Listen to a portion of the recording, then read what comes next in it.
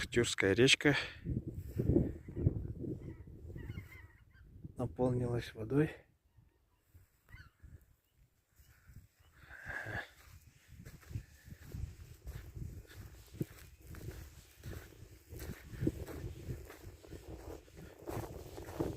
Сегодня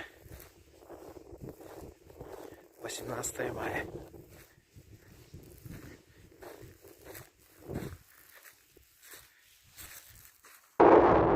Местность такая полная воды. Здесь